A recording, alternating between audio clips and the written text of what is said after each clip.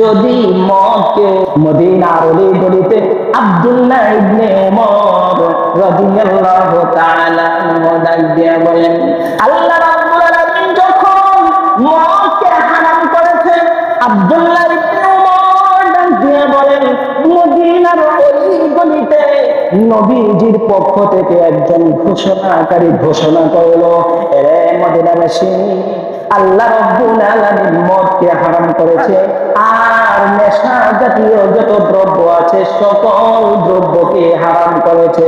কারণ এই আয়াত নাযিল হওয়ার আগে সাহাবায়ে কেরাম মদ খাইতো, তখন মদ খাওয়া হালাল ছিল। যখন দেখতেছে মদ খাওয়ার কারণে নামাজের মধ্যে মাতলামি হয়, ভাইকে ভাই বলে না বাপ বলে ফেলে, যখন বাবাকে ভাই বলে ফেলে, মানুষের মাতলামির শেষ নাই। আল্লাহ রাব্বুল আলামিন আসমান থেকে আয়াত নাযিল করলেন, এই মদ খাওয়া হারাম, মদ খাওয়া যাবে না, মদ খাওয়া হারাম। আরে মুসলমান, মদিনার অলিগলিতে ঘোষণা দিল, মদ খায় না, মদ খাওয়া হারাম। যেই সমস্ত সাহাবীদের হাতে মদ ছিল, ওই সমস্ত সাহাবী সঙ্গে সঙ্গে মদিনার রাস্তাগুলোতে মদগুলো ঢেলে দিল। যাহার মুখের মধ্যে মদ ছিল, কুলি করে ওই মদ জমিনের মধ্যে নিক্ষেপ করে ফেলে দিল। যার ঘরের মধ্যে আলমারিতে মদ ছিল, আলমারি থেকে মদ নিয়ে ওই মদিনার রাস্তায় ফেলে দিল।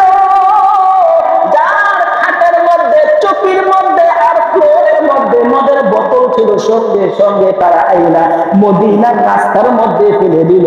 বৃষ্টি হওয়ার কারণে এমন অবস্থা হয়েছে, এমন কাদা হয়েছে, এত কাদা হয়েছে, যেমন রাস্তাঘাটে আমাদের দেশে যখন কাঁচা রাস্তায় বৃষ্টি হলে যেমন পেট কাদা হয়, মদিনার অলি গলি গুলো ওই মদের পানির কারণে এমন এমন কাদা যুক্ত হয়ে গেছে। সুবহানাল্লাহ।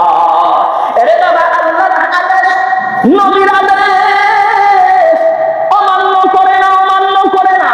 1500 বছর আগে যে নবীর আদেশ ছিল, যে আল্লাহ আদেশ করছে, আজকে 1500 বছর পরে 2026 সালে এসেও ওই হুকুম, ওই বিধান এখনো জারি আছে।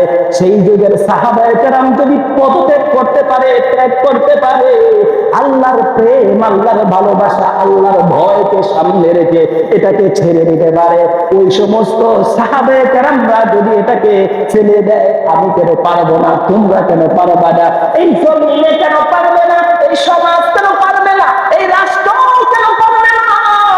আজকে প্রশাসনের ভূমিকা কতটুকু আছে? প্রশাসন কোথায়? প্রশাসনের কাজ কি? আজকে কোথায় তারা? সমাজ ধ্বংস হয়ে যাচ্ছে, আল্লাহর হারাম বিধান সমাজে প্রতিষ্ঠিত হয়ে যাচ্ছে। ছোট ছোট 10 বছরের সন্তান, 12 বছরের সন্তান, 15 বছরের সন্তান গুলো ধ্বংস হয়ে যাচ্ছে। হুজুর আপনি বলে লাভ কি?